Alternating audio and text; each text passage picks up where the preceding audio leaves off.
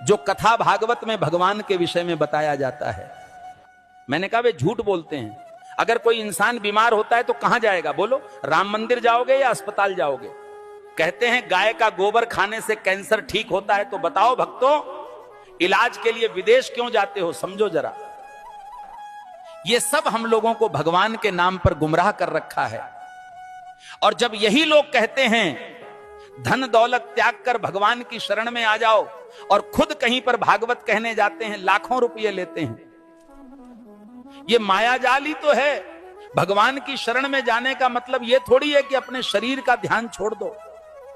जो शरीर भगवान ने दिया है उसकी सेवा भी तो ईश्वर सेवा है। जब बुखार आता है तब राम की जगह दवा ढूंढते हो।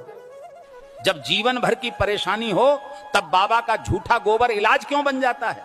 गाय पूज्य है, इसमें कोई दो राय नहीं। पर यह कहना कि गोबर खाने से कैंसर ठीक हो जाएगा, यह विज्ञान नहीं, धोखा है। जो कथावाचक कहते हैं धन दौलत छोड़ दो, भगवान की शरण में आ जाओ, वो खुद लाखों के हवाई सफर करते हैं, एसी पंडाल में रुकते हैं और पाटीदारों से लिफाफा लेते हैं। तो त्याग हमें क्यों सिखाते हो? तपस्या की राह हमें क्यों दिखाते हो, जब खुद तुमने उसका कोई अनुसरण नहीं किया? भगवान के नाम पर डर बेचकर जो अपने महल खड़े करते हैं वो संत नहीं, व्यापारी हैं। सच्ची भक्ति वो है जो आंखें खोलती है, ना कि आंखें बंद करवाती है। और आखिर में बात सीधी सी है, भगवान अंधविश्वास से नहीं, सच सेवा और विज्ञान से मिलते हैं। सीताराम सीताराम। भविष्य मालिका कहती है जब पाप बढ़ेगा तो समय न्याय करेगा और धर्म की असली परीक्षा शुरू होगी। 2032 से सत्य युग का आरंभ होगा, लेकिन उससे पहले पूरी धरती हिलेगी। प्यारे भक्तों, 2 सूरज दिखेंगे आकाश में, पर उनमें से एक सूरज नहीं, विनाश का दूत होगा। बंगाल की खाड़ी में गिरेगा अग्निपिंड और समंदर उठकर धरती को लील जाएगा। 7 रात तक सूरज नहीं उगेगा, चांद नहीं दिखेगा, बस अंधकार होगा और भय, जिसे तुम प्राकृतिक आपदा कहोगे। तीसरा विश्व युद्ध दस्तक दे चुका है। शब्द नहीं, अब शस्त्र बोलेंगे। भारत पर हमला होगा, परंतु धर्म की धरती कभी झुकेगी नहीं, क्योंकि भगवान कल्कि का अवतार होगा। जो शरण में आएगा बच जाएगा, जो अभिमान में रहेगा मिट जाएगा। प्यारे भक्तों, भविष्य मालिका चेतावनी नहीं, ये वक्त की आवाज है। जो सुन लेगा वही कल को देख पाएगा।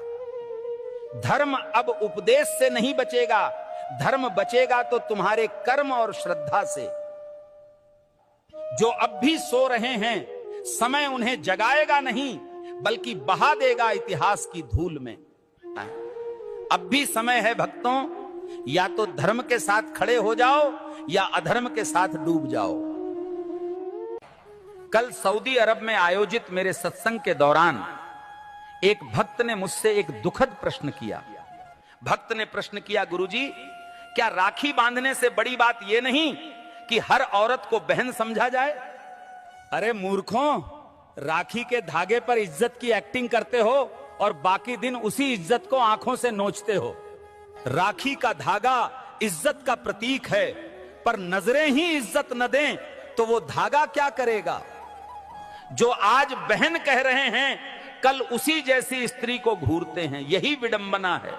जिस दिन पुरुष की नजर नारी को सच में बहन समझने लगेगी, उस दिन हर बेटी, बहन, हर स्त्री सुरक्षित अनुभव करेगी। भाई कहे जाने से कोई बड़ा नहीं बनता, उसके विचारों और दृष्टिकोण में सम्मान हो, यही सच्ची मर्दानगी है। राखी की रस्म निभाना सरल है, पर नीयत की सफाई असली परीक्षा है। हे प्रभु, जो स्त्री को देखकर गंदे ख्याल लाता है वो कभी भाई नहीं बन सकता। हर लड़की बहन जैसी लगे, ये सिर्फ कह देने से नहीं होता, जब तक मन से उसे बहन समझा न जाए। राखी कोई ताबीज नहीं है, ये चेतावनी है सोच को पवित्र करने की और नारी को नजर से नहीं सम्मान से देखने की। जिस पुरुष की मर्दानगी किसी नारी की रक्षा न कर सके, वो राखी के धागे का भी हकदार नहीं होता। राम के भक्त हो या डर के गुलाम, शर्म करो।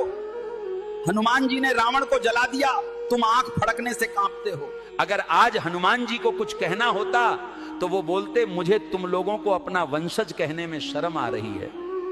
तुम्हारे यहां बड़ी से बड़ी कंपनी का सीईओ भी बिल्ली के रास्ता काटने पर अपना रास्ता बदल लेता है। वो पूछते, अरे तुम सीईओ ही हो ना या चूहे हो? वो बोलते, अरे एक बिल्ली से डर गए, हमने तो रावण को घर में घुसकर मारा था। वो समझाते, तुम विश्वगुरु बनोगे कैसे? 150 करोड़ हो लेकिन सभी डरे हुए हो। वो बताते कि हमने तो सीने में तीर खाकर राक्षसों से लड़ाई की और तुम आंख फड़कते ही डर के बैठ जाते हो। वो तुम्हें औकात में लाकर बताते कि हमने राम सेतु मंत्र मारकर नहीं बनाया, नल नील नाम के 2 इंजीनियरों से बनवाया था। वो तुम्हें जागृत करते हैं कि जो समाज डरा हुआ हो वहां साइंटिस्ट कम और गुलाम ज्यादा पैदा होते हैं। हनुमान कहते हैं, जिस समाज में तर्क मारा जाए, जहां अंधविश्वास राज करे, वहां भक्ति भी गुलाम हो जाती है। क्या तुम वाकई मेरे वंशज हो या फिर बस ट्यूसडे फल चढ़ाने वाले भक्त? भक्ति करो लेकिन विवेक से, क्योंकि हनुमान सिर्फ मंदिरों में नहीं रहते, जहां साहस है वहीं हनुमान है। सब्सक्राइब करिए, लाइक करिए, कमेंट में अपना भाव लिखिए और मन कहें तो दक्षिणा भी दीजिए। सेवा रुके नहीं।